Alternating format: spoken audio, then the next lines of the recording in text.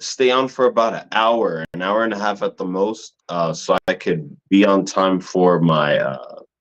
I can charge my phone up a little bit before I do the class tonight. Okay, yeah, no, that sounds phenomenal. No problem at all.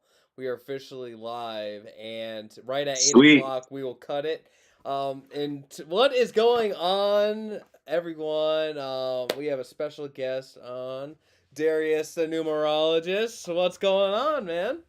What's up? This is Darius the Numerologist. Thanks for having me on the show, man. I really appreciate it. I like uh, your music, actually. That was one of the things that drew me, interested me in in you. That was one of the things that I saw that was really cool. Well, thank you so much, man.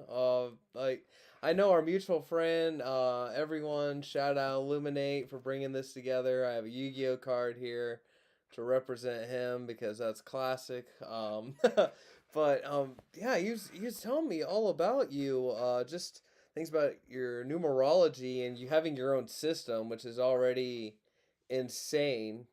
like I Yeah, definitely want to man. dive into Thanks. that, but just people who jump into working with the infernal entities and maybe having like your perception of what the world, like do people see everything upside down and they got everything wrong in your experience with them? Because I know mine have been completely different from what the world tells me about them and what happens to your soul and all that. So yeah, I just not too sure where to start with all of it. Other than I mean, the numerologist. I mean, it's in your name. What got you into that in the first place? The desire to prove it wrong. Oh wow, that's Yeah, interesting.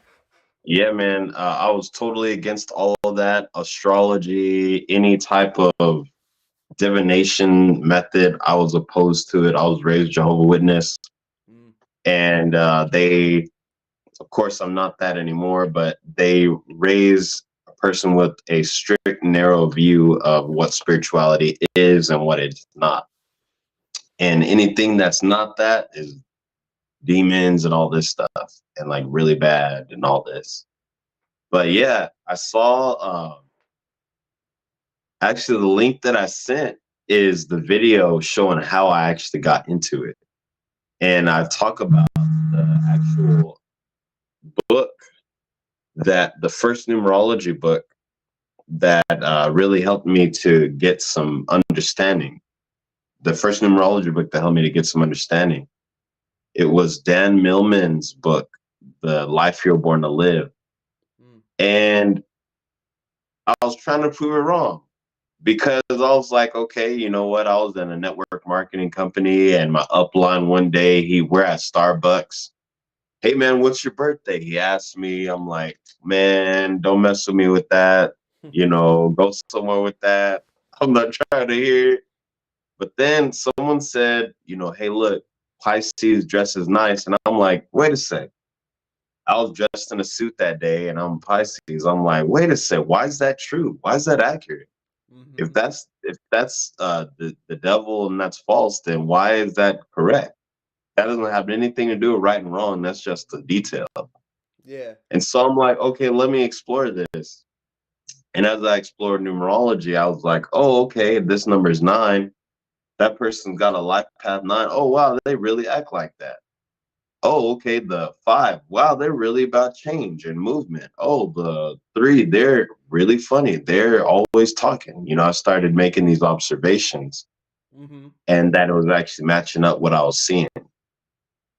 Ooh, so you really took it like a scientific experiment to be like, is this actually going to work? Is this actually something I can use not just once, but over a repetition to really be like, yeah, that makes sense a lot with them. I mean, I know with the zodiac signs, at first I thought there's a lot of BS, and I don't exactly like categorize myself as such, but as a Scorpio and such, um, I just know that there's certain things that do make a lot of sense. Like I can't deny it. You know what I mean? Yeah, man. So Yeah. yeah. And that was what. Were you gonna say something else? Oh no, no, no! I had to fix my I had to just fix this audio. Keep going. You're good. Nice. Yeah, that's how I initially got into it. I was like, I was testing it out with people, just regular folks, like, hey, yo, what's your birthday? This and that. They tell me, I add it up in my head real quick. Then I would tell them like one or two things, and then they thought I was psychic because it matched up. And I was like, no, no, it's just the numbers. But then it was like, hold up, man. Because see, when a person's coming from a religious frame of mind, there's elaborate ways that we'll psych ourselves out.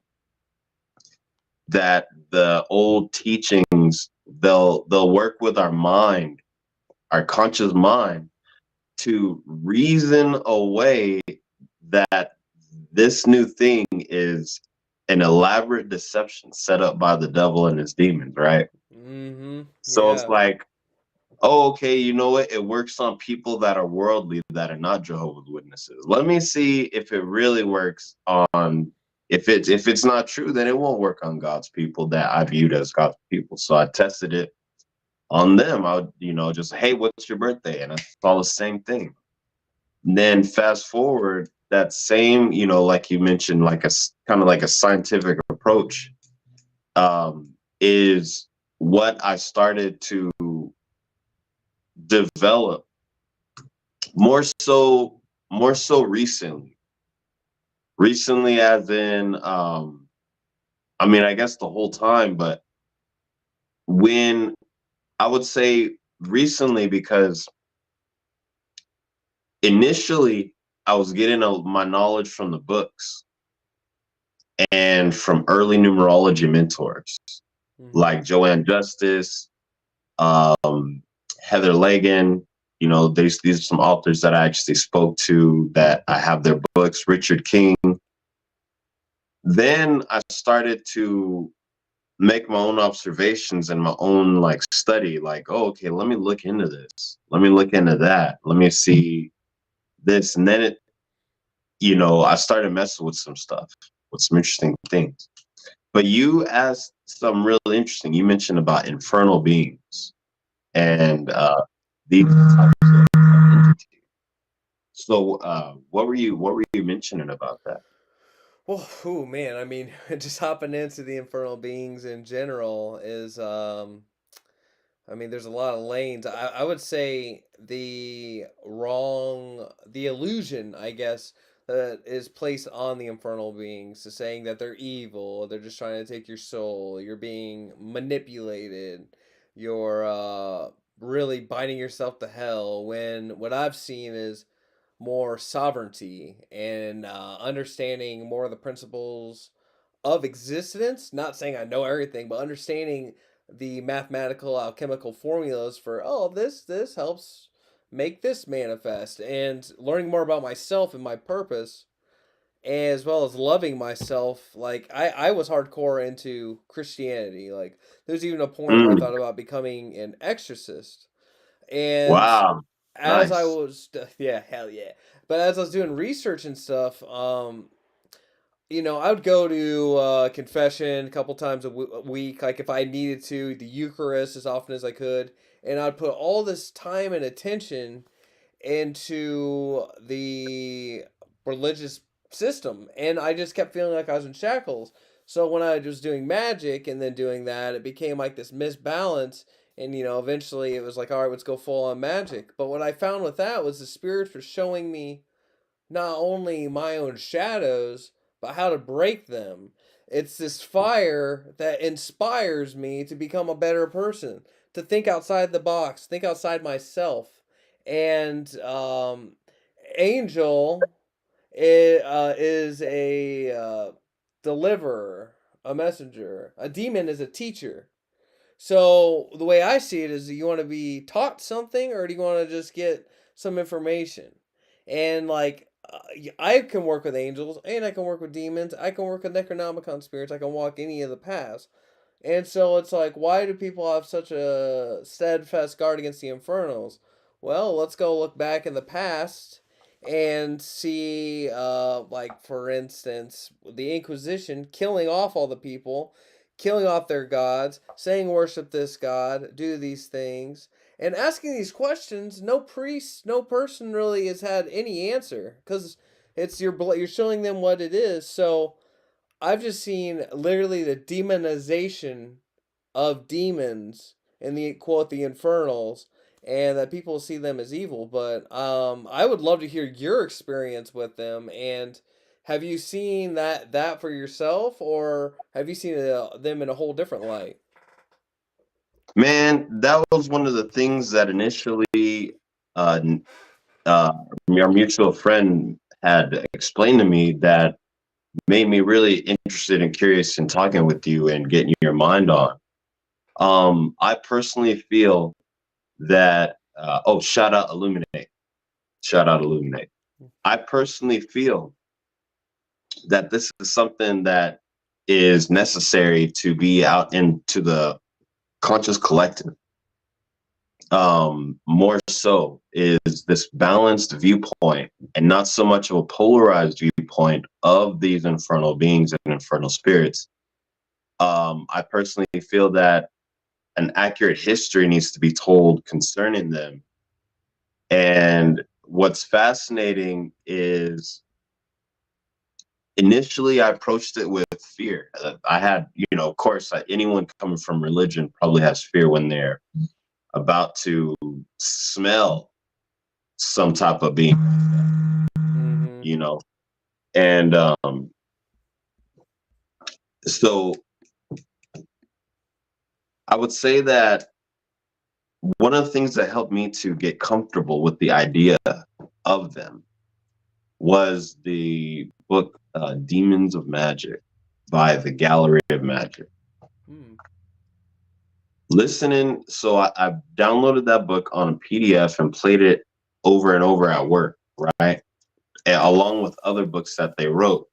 And in there, it's particularly one called The Future of Magic is another one that I played in my ears.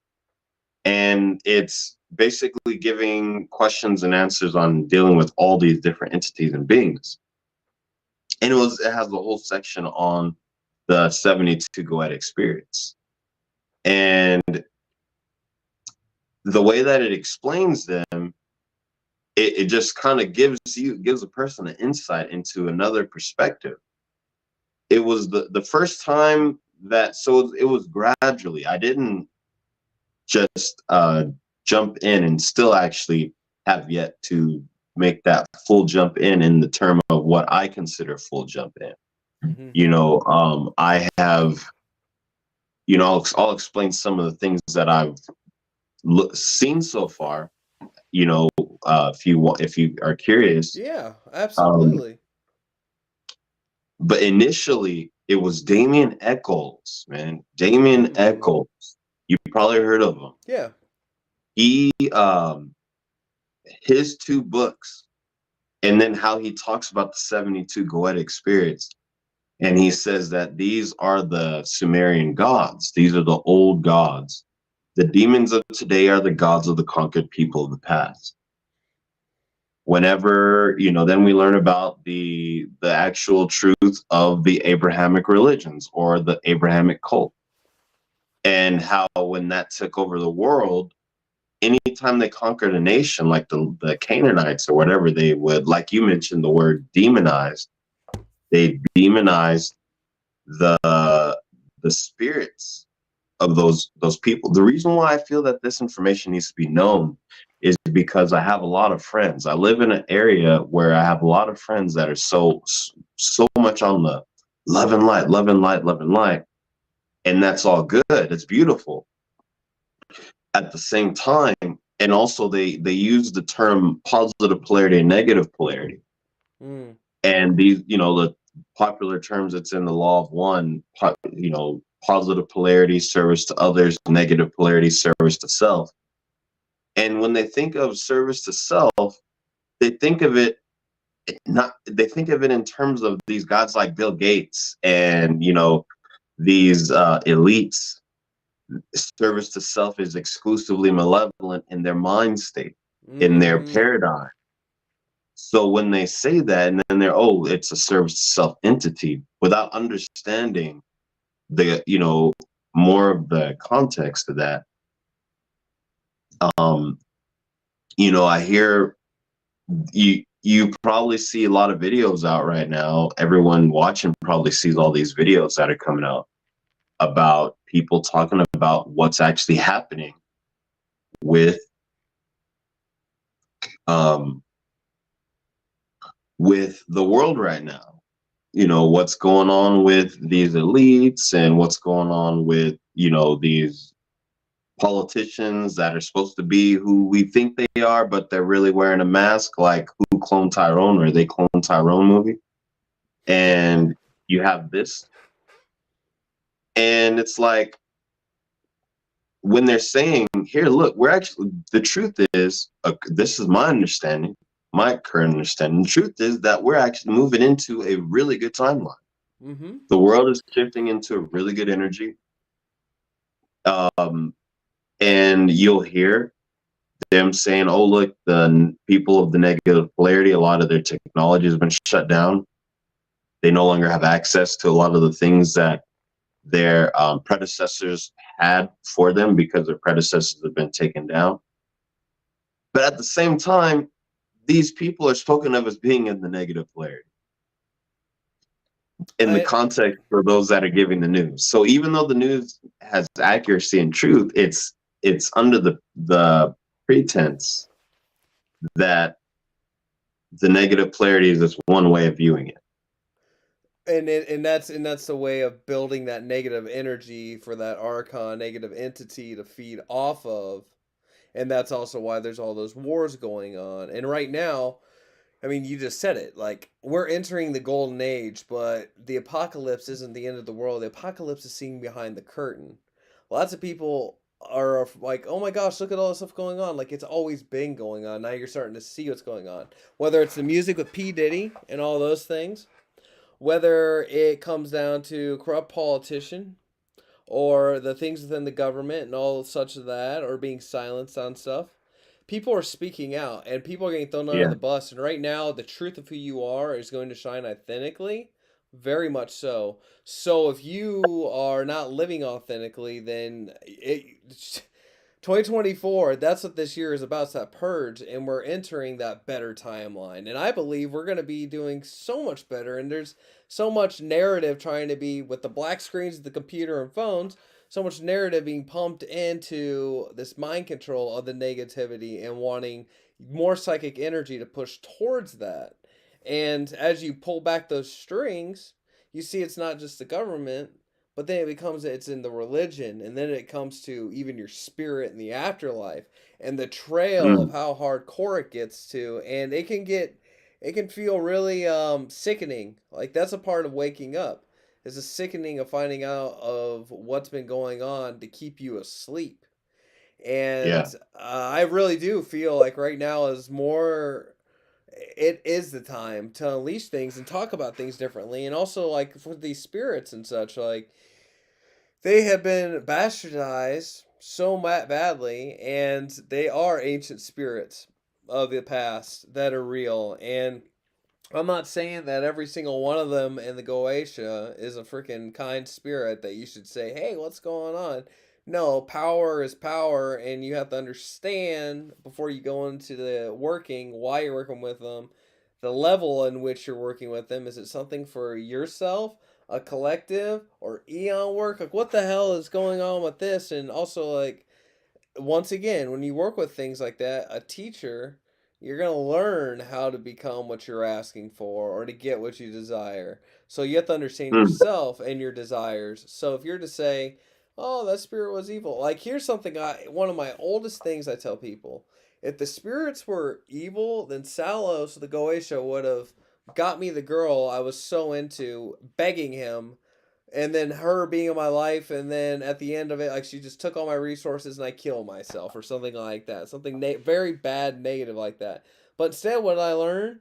I quit cigarettes, and I was shown she was a trashy person, and to move on and become a better person myself and grow my own confidence.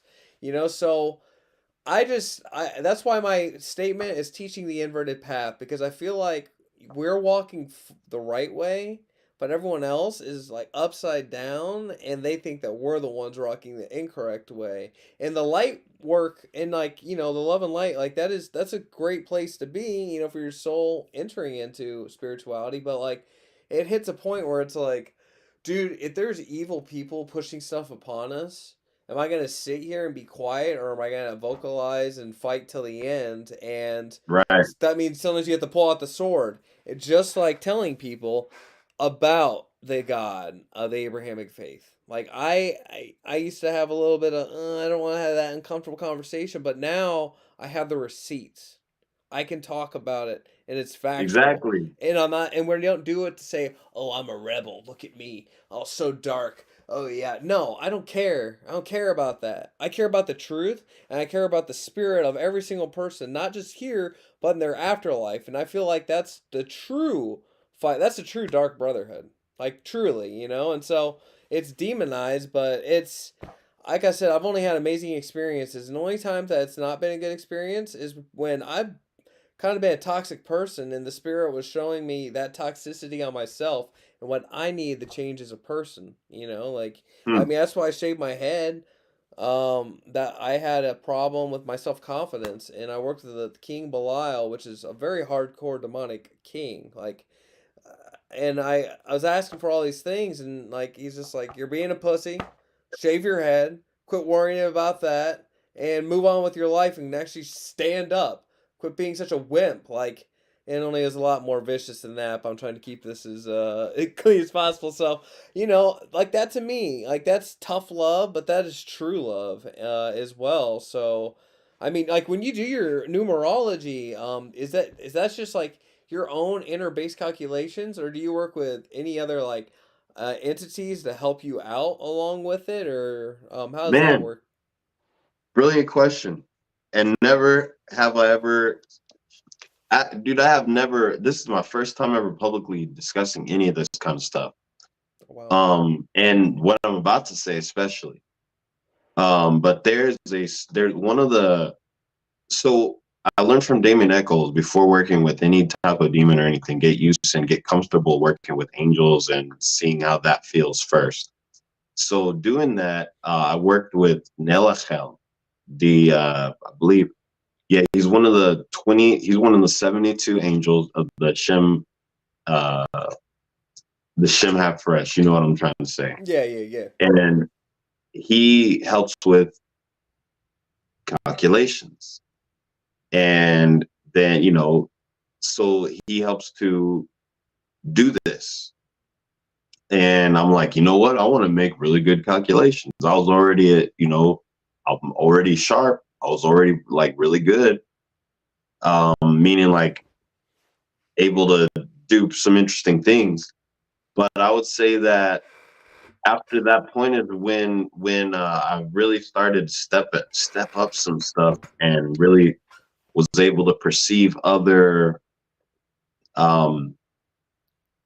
other things. There's other workings that have been done because using magic in combination with other magic for related subjects.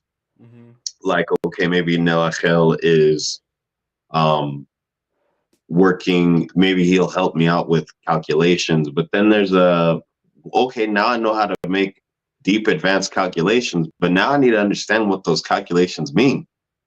Mm. Okay, I'm finding some interesting stuff, but dang, I don't know what it means. Like, like, whoa, what the heck?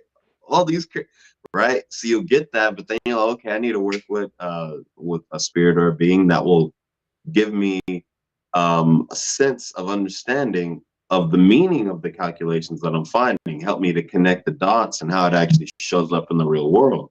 Mm. And this is a method that I'm sure other numerologists in the past have used. I just haven't heard of anyone publicly saying that they've done that. Mm. Um, I'm it's that's why those powers exist. But I personally have observed results from it. I started my class, my numerology school, And I worked with one of the 72 goetic, not goetic, one of the 72 angels to help me to teach better. Mm-hmm. Another one to help me to learn better, So and then help me to teach better, help me to make these calculations more effectively, more efficient, help me to understand the secrets behind these calculations. Mm-hmm. And, these are some of the works that I've done over the past, let's say, 4 years. Also, altogether, I've been studying numerology about 14 years. Mm. It was in 2020 when I actually started working with magic. So that's when that phase started. But actually applying the magic to numerology has probably been 3 since 2021. That was when I actually started the school. And I needed help in starting my school. So I worked with the angel that helps teaching. And now I got a 21-week course Wow. of numerology that is a product. I have a product now, that I got a product. And And, go ahead. oh, I was just gonna say, like, that's the thing though.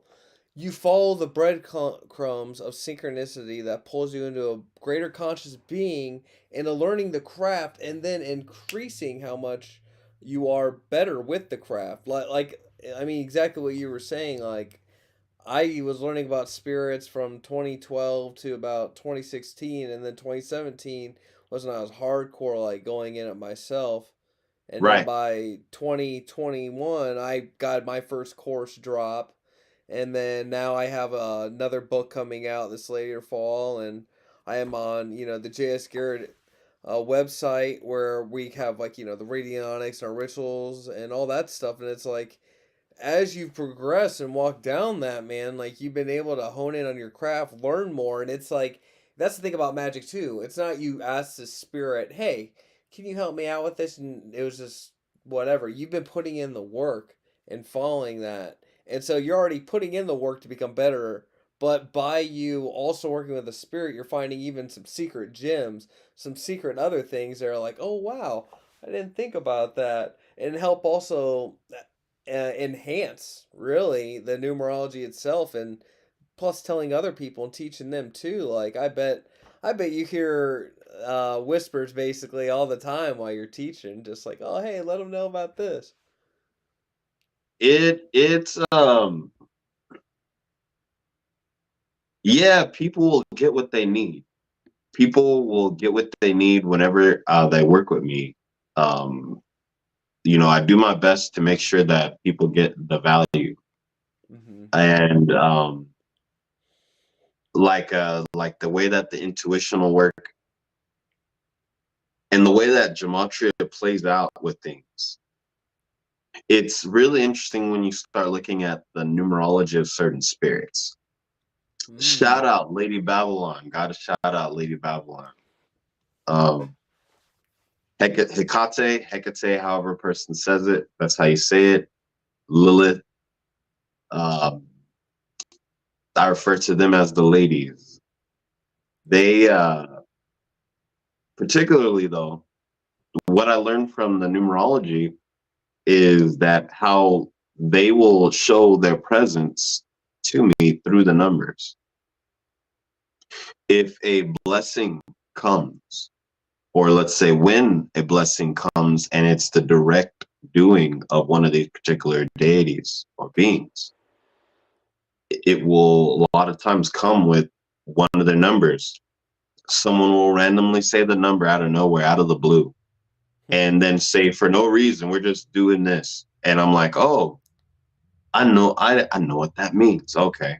All right. This is from them. It's like a little initials. Like, hey, this is for me. Just letting you know, right? That person the human doesn't know, but oh, cool, man. Nice. Yeah, And yeah, yeah, like yeah. Lady Babylon, like some of her numbers are 47. Um, that's not a really popular number that people know is actually one of her numbers. But the typical numbers that they think of when it comes to Lady Babylon are 7, 7, 7, 7, any number of sevens, and the number 156 and the number 93. But it's also 47, and so that number shows up a lot, and that's like one of her signature. Um, but it was her. It was actually the Scarlet Woman who gave me my very first tarot card reading. The Scarlet Woman. And I want to give a shout out or an acknowledgement. I learned about, or let's say, Lady Babylon.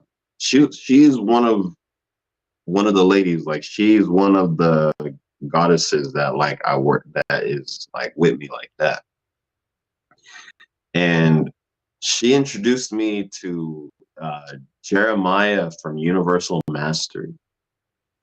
And I got to hear and check out his content. And it gave me a lot of insight. I was able to glean a lot of really solid info.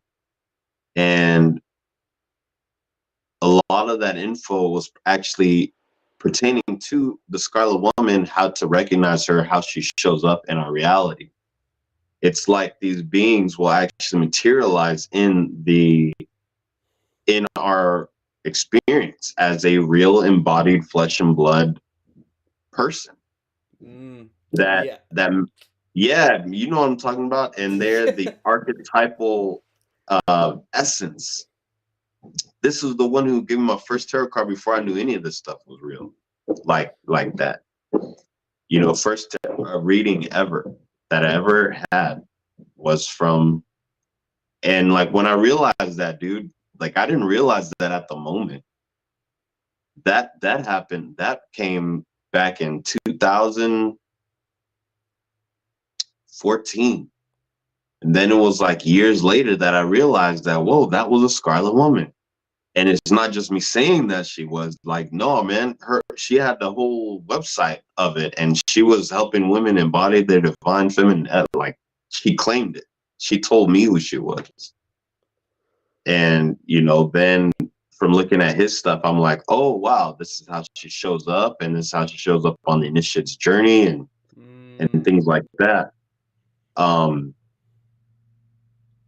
Then she just shows up, and then she kind of introduces me to, hey, you know, meet my friend over here. Hey, meet my friend over here. Meet this entity, meet this being, as like a huge, as a big guide for me and a director for me on my particular path.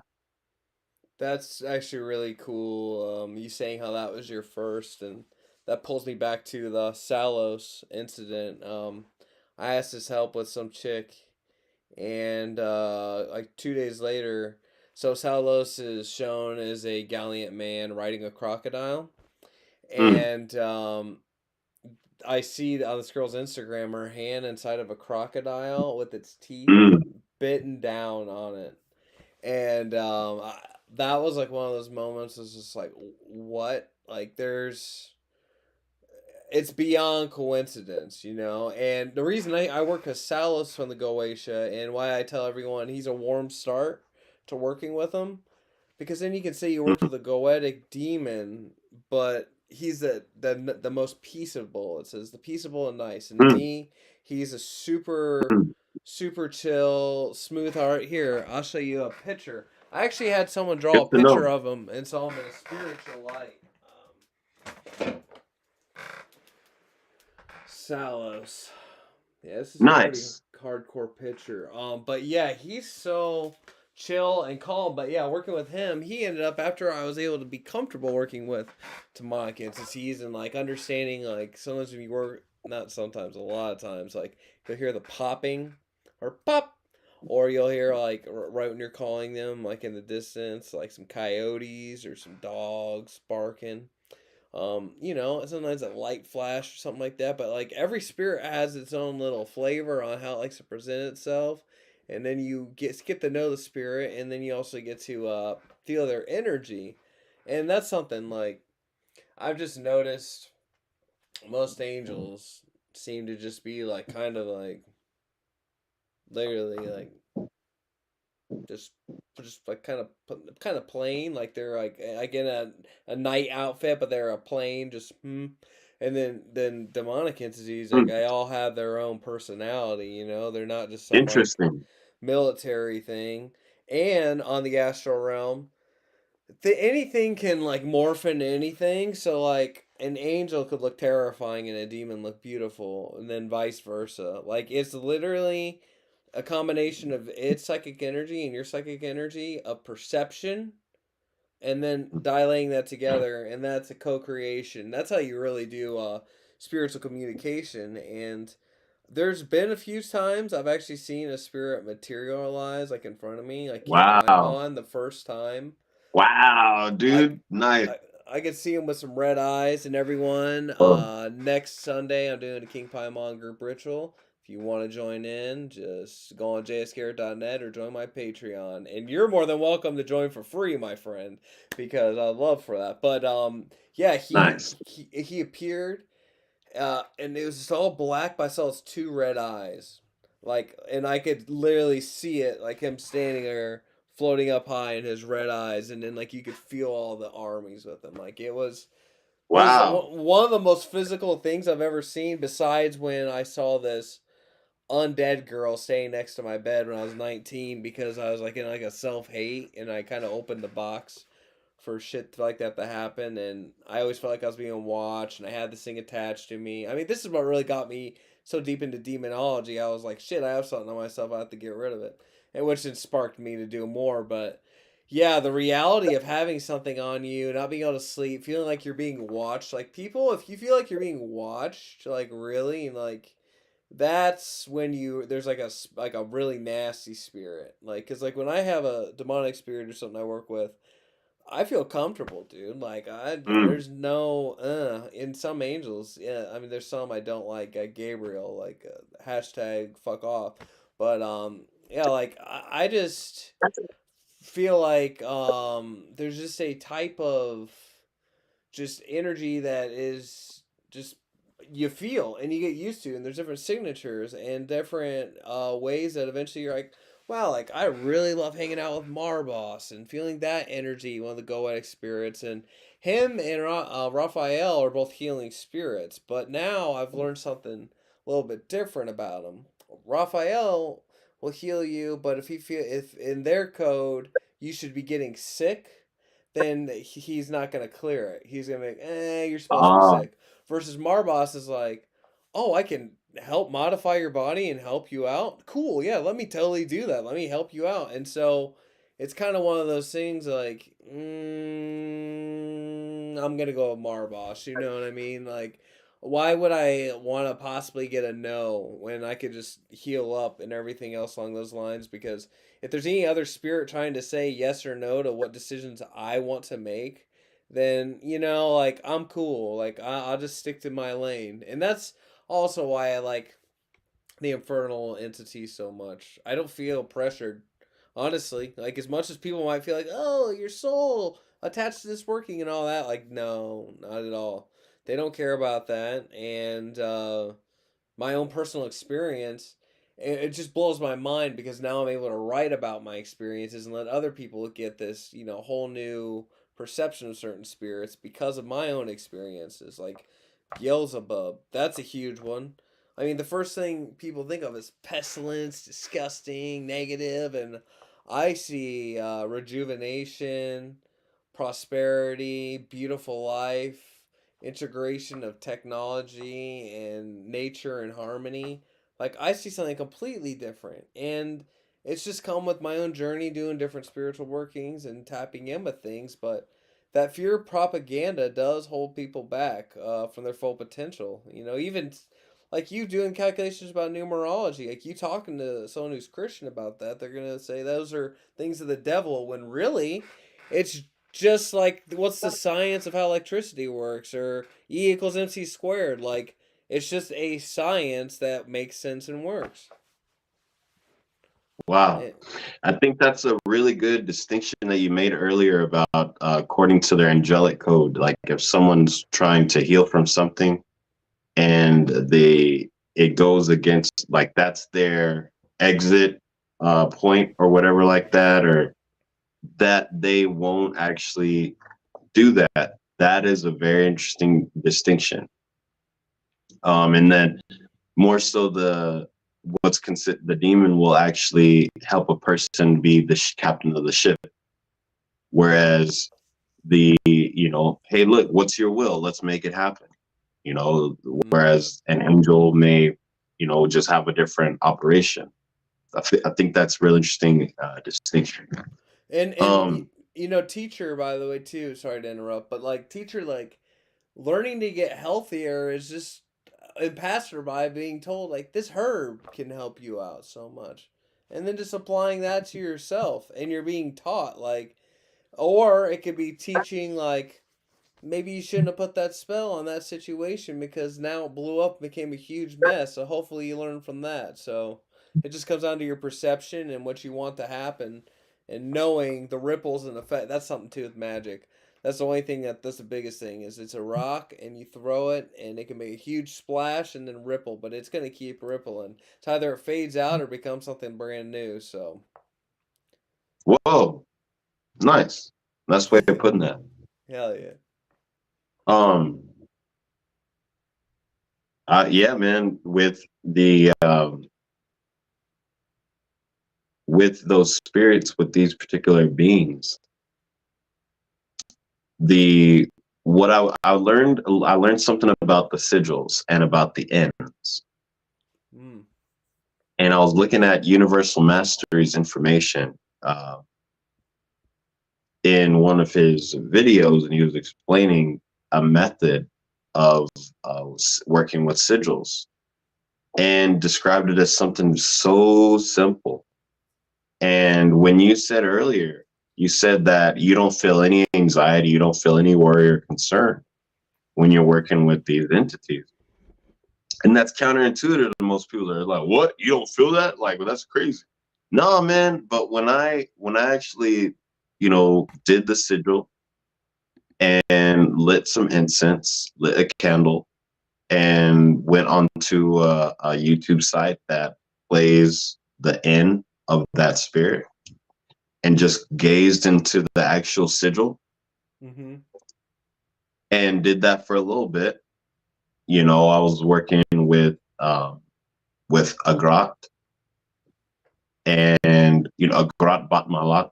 Yeah, yeah. And for those that are curious about the full name, when I did that, I noticed that the energy was light. It wasn't heavy. It wasn't like depressing. It wasn't scary. It wasn't anything like that. And it was like different than what a person would actually expect. And then what's interesting is I've noticed this on more than one occasion. If I would do that at night, the very next day would just have a lot of blessings, like really. And right now it's 444 Yeah. on my clock, right? Mm-hmm. And it would just have a lot of synchronicities the following day, and it would be totally like the day was kissed, right? Mm-hmm. And it was Babylon who introduced me, Lady Babylon, who introduced me to these different beings and entities to work with them. And gradually over time, learning more about them, I think it's also really important to understand the being from its own perspective. And people like you probably there's probably heard of like the Water Alchemist or other demonologers, and even yourself, especially because you have direct experience working and invoking with these beings, that you are able to ask them personal questions about their own history. And in one of the videos, Water Alchemist, he was talking to Moloch. He's like, yo, Moloch, what's up with the people saying that he ordered the child sacrifice. Is that really true, or is that Christian religious propaganda? So he said that that was religious propaganda. That's what Moloch said. Well, then I'm like, okay, that's interesting. That's straight up from that spirit's perspective, gnosis, deep gnosis. Well, you know what? Myth Vision, man, they have a video that's like hours long, but it explains what that actually meant. There's actually a basis behind that. And with the whole word Moloch, didn't the Hebrew word Moloch didn't even refer to necessarily an actual being or entity. It was referring to, you may have heard of this, some of the listeners probably have heard of this, but it's something called an MLK sacrifice, a Mulk sacrifice, where it was a type of sacrifice that the people would do out of a desperate situation. And, you know, it was these types of sacrifices that they would do, and it would be offering up of the firstborn. When Jephthah, you know, Bible readers out there, Jephthah, he went out and he said, he made an oath to God. He said the first thing that came out of his house, he would offer it in sacrifice. It was his daughter. And guess what? That happened. That is an example of a Mulk sacrifice. Mulk as in MLK, because in the Hebrew, they didn't use vowels. It was just the consonants. We get that word today, and you know, over time, it then becomes associated with Moloch. We put these vowels in it, and then people associated with this particular being, you know, and then say, "Oh, look, they sacrificed children to him," when it wasn't nothing to do with Moloch in the first place. It was a sacrifice that the Hebrew God accepted. Mm-hmm. It And was. I mean Go ahead. that's exactly what it is, man. It's the iterations when the Council of Nicaea was coming forth and pulling certain books out of the Bible, and then also realizing how new the Bible really is. It's just come up really in the past couple thousand years, and it wasn't even written by the apostles because they weren't even illiterates, you know. So it's who actually wrote this stuff, and you pull back to the information they have in there, and it's from the old tables of Thoth, the Enuma Elish, these other more ancient, knowledge and history all over the world, and they pull it from that. And so, to me, it's just a big freaking game. It really is a game. So it's like, why? So Moloch's probably someone that's really helpful to help people. But if we demonize a name, then we're gonna hold people away from that. And that's like exactly how I feel when it comes to talking to different spirits. It's really get to know them, and they'll be totally true about stuff. Like one of the things I had a little bit of fear of working with King Asmodee, but then I was Mm. shown I was like, I just don't want that rage, and he's like, how about you think about it as a justified rage? Only use it for just reasons. So then you'll have no worries and you can go forward full heartedly, justified with fire, So that's definitely like it's just perceptions. We did get a question. I have to click back on these. Nice. What techniques do you use to communicate with angels? So what are like when you do communication? What is it that you do to connect? Wow. Oh man. So, technique for communicating with angels. Well, my friend, whoever you are, you may already know this too, that an angel, you just say or think the name of the angel, and it's present with you, because they have a responsibility to assist us. But then there's more direct and potent ways of communicating your thoughts and desires that manifest more concretely in your material reality. And these methods you use, the methods that I used, I learned from the Gallery of Magic book, from particularly the 72 Angels of Magic by Damon Brand. I've also worked with many of their sigils.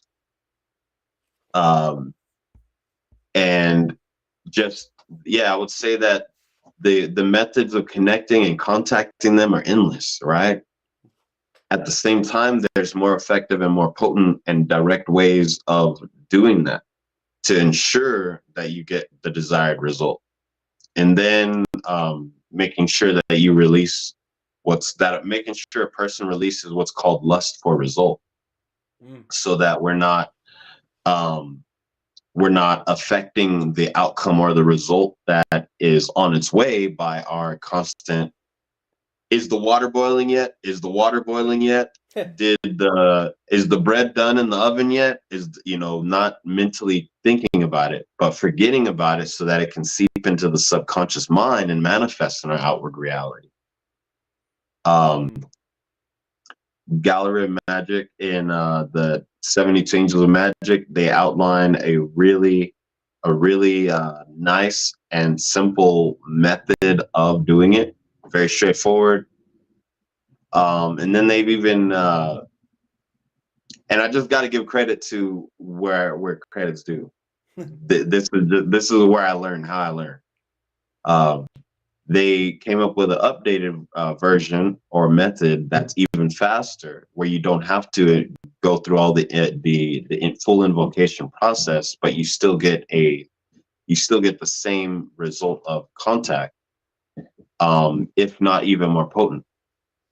And so there's different ways. If you want to look into it, they have so much content, but the one simple way is to look for the seal or the sigil of whatever angel you want to get in contact with, and try tracing that with a pencil, or writing it, or drawing it, printing it up, and gazing into it, offering some sandalwood, offering some incense, frankincense, myrrh, if you're desiring to get in contact with an angel.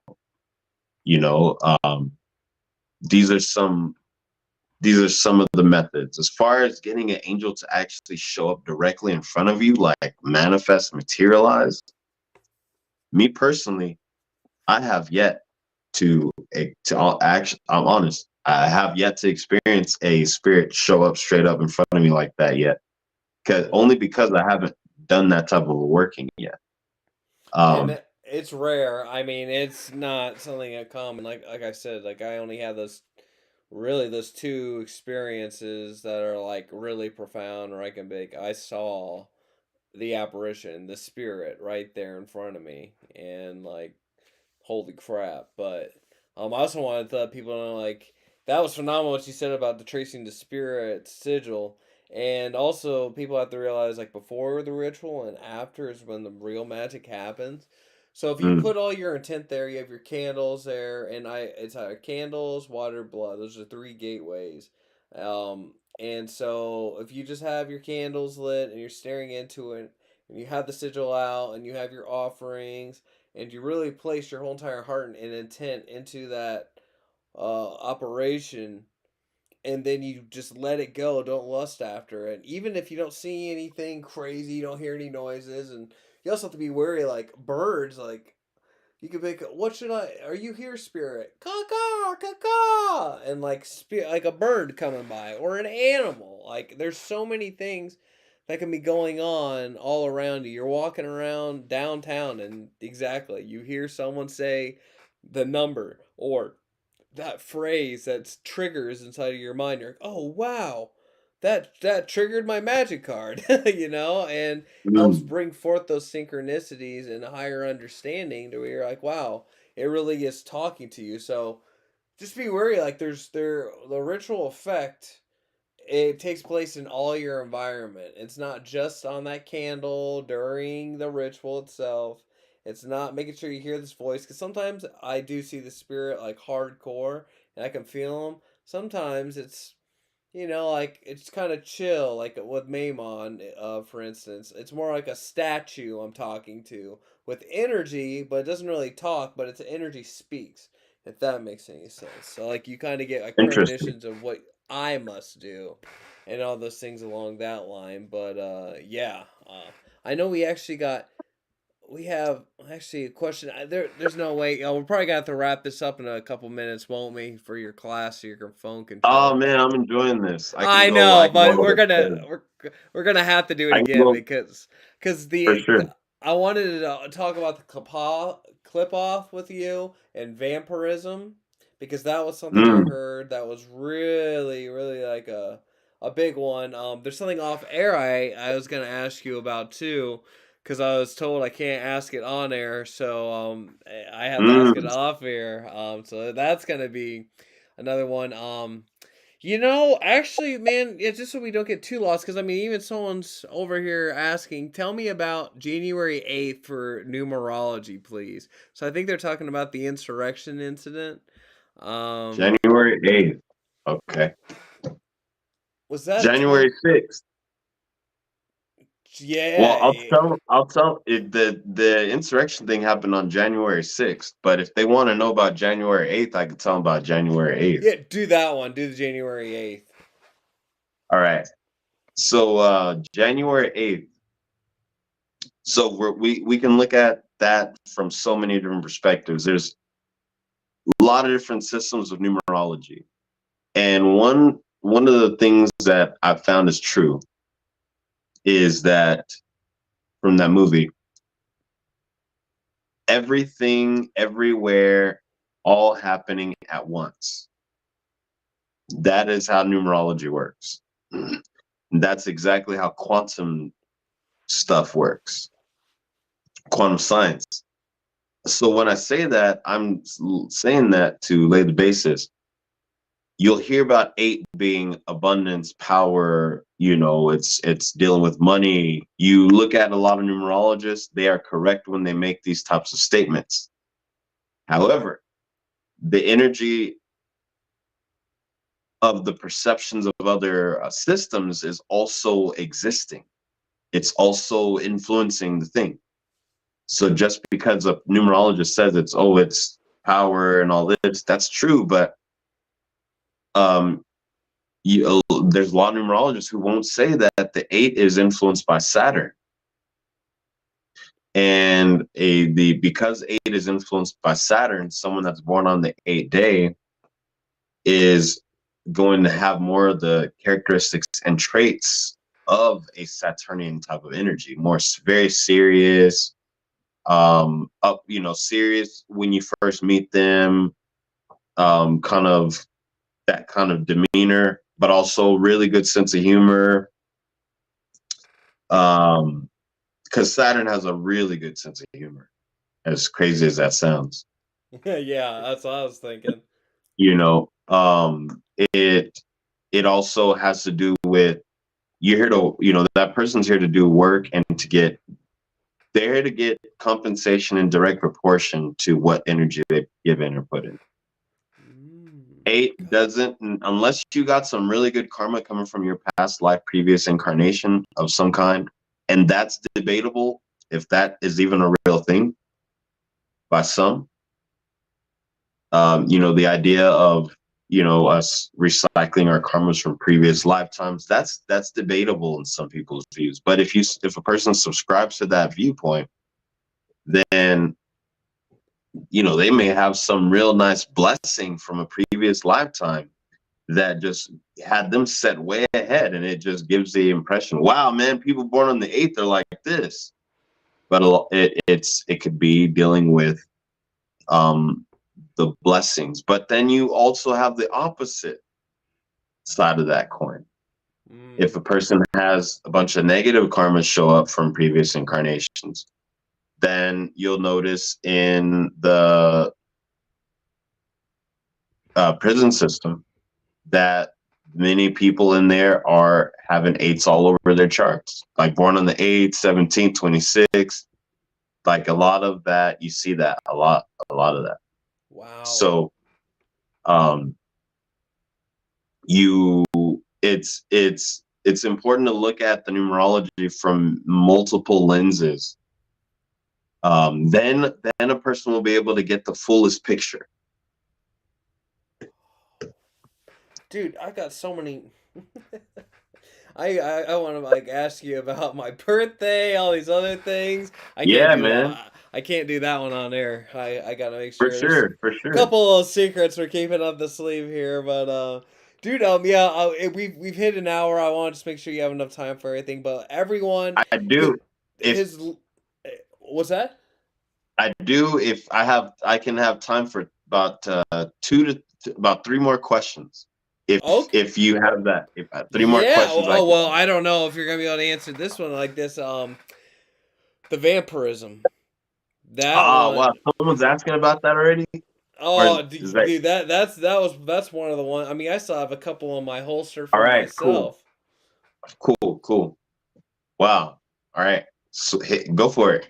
Oh no, my question to you is for vampirism. Talk about the Kapothic spheres, and when you hit into a different level into that sphere, into being able to have to contain your energy and being self sufficient on feeding off other energies, yet not taking any drawback of what energy source you were pulling from. And so I just want to know more about where you're coming from with that whole thing about vampirism, and just kind of touch that base, and then I'll kind of explain my whole thoughts about vampirism and see if yours is more about just like the underworld or applicable in this reality on this physical. I just wanted to, yeah, kind of hear everything that comes to your mind when I say the word vampirism. Well, that man, dude, that's a wild one. Um, I've heard a few different perspectives on that, and I respect the perspectives. I think that each perspective, is just that. It's a perspective, and it has value for um, whoever is utilizing that as a method. But in my thoughts, so I learned about it through Universal Mastery. That is my context of understanding. And the way that he explains and teaches it is a method of using the energy of destruction to destroy the shells of inauthenticity that surround an individual so that they experience what is an equivalent of an ego death or some type of experience where they lose that sense of inauthenticity so that their soul can shine more clearly through their being. And essentially, there's certain techniques that are used. Me personally, I view my perspective of vampirism.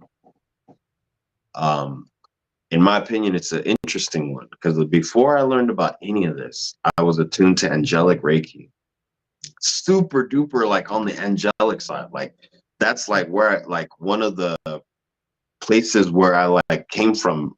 Like we're all made up of many different. We have many different frequency matches. And we're made up, we're composite beings, is my current understanding. And a part of us came from this realm, a part of us came from that realm.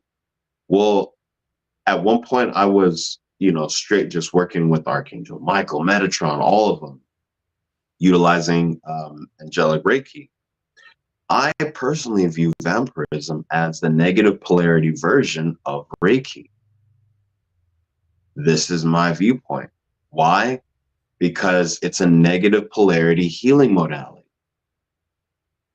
It's a negative polarity healing modality because we're helping the person remove that inauthenticity so that their authentic self can shine.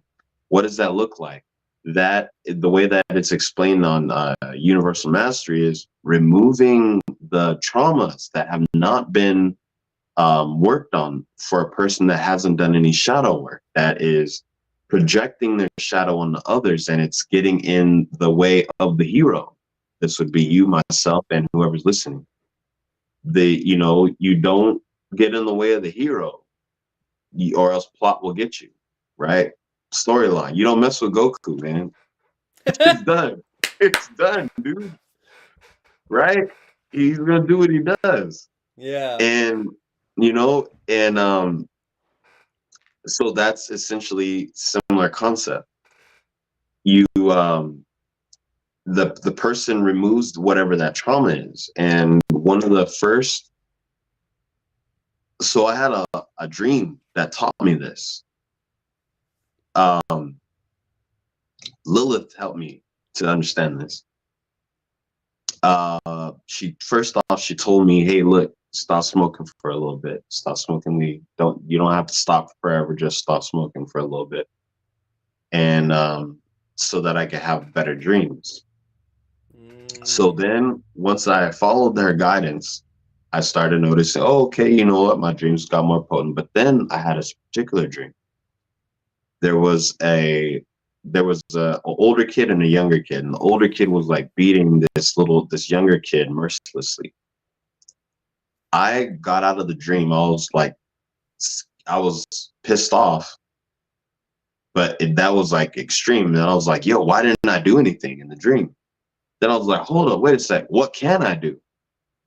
Hold up, let me rewind that. I'm gonna go back into the dream and then rewind it to the part where right before that older kid did something. Then I got into the what is referred to as the infernal body, and grew super big and grabbed that older boy person with one hand and got super big, and so purely for the purpose of scaring him. I looked him straight in the face and said, I love you. And I said, if I didn't, then it wouldn't end so nicely. So then I threw him as hard as I could, but stopped him mid-flight with the left hand. So he was just floating in the midair, spinning. And I was spinning him with my left hand, which is creating this vortex. And what I observed was this, almost like a vortex or like a tornado of black going into the left hand, and it was sucking away the shells of inauthenticity. Ooh. It was sucking away all that trauma that person had experienced that caused him to perceive and project insecurity upon that younger child.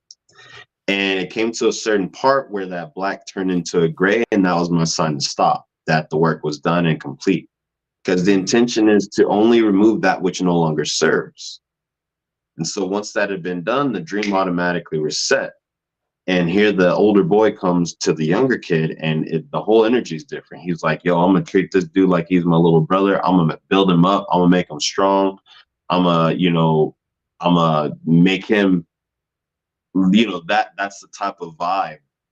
But then there was also the awareness that that older kid and also the younger one were just versions of me, right?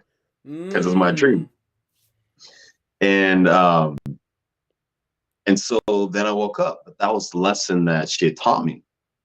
But that's also a method that is taught in the Universal Mastery, utilizing the left hand to utilizing the counterclockwise movement to suck and remove that which no longer serves. And using they teach us this. Beerus teaches us, bro. Like it's funny, dude. It's really funny. But Beerus was legit teaching Vegeta the negative polarity. And he told him he did the Hakai. He used, which hand does he use, right? He uses the Hakai to use the energy of destruction on Zamasu and like anyone else who was getting hit by Beerus, for the purpose of destruction. And these are the same energies that we're working with. And so that's but here's where the vampirism comes in, is that you're removing that which no longer serves them, but in a way that you are then converting it into a form of nutrients for the cell. So this is a clear distinction, one of many clear distinctions between service to self, as in the lowercase self, versus service to self, as in the uppercase self. All things being the one self. So it is the service to self path in a way that the one that is on its way out, the one that we hear about, all these elites and all this is service to self at the expense of the collective, versus the service to self that is on its way in with this new age of Aquarius, all these things, is the original intention of the service to self path, which is service to self in the benefit of the collective. And so these are some distinctions that I think are really important, to that everyone needs to hear. But And that's I mean, it does come down to like, what is your magic? Is it for the capital S, or is it the lowercase s? And just understanding when you're going into the working, where are you really coming at? Because trying to dilute and lie to yourself for some higher intelligence, not to say the human isn't intelligent, it's just we don't have our full tapped into the whole spirit and everything or in our conscious mind. But just being grounded in that, and then taking bit by bit and following the synchronicity. I actually, we're gonna have to end it because I'm at 2% on this laptop, sweet. and I Sweet. can't believe that. So everyone, I'm gonna end the stream, and I'm gonna talk to you just a little bit, just like for a second, right when we get done. But everyone, if you haven't already, go to his IG, his TikTok, his YouTube channel, as well as the link to the website, his website. This has been a delight so much for me, bro. Like, we're definitely gonna have to hop Likewise. on here, keep talking more about this stuff because I know we could just keep going on, and that's exactly what it's all about. So, thank you for your time being here. Thank you all for watching. If you haven't already liked and shared this video, I'd appreciate it if you would. And join my Patreon for exclusive videos and rituals. And next month's group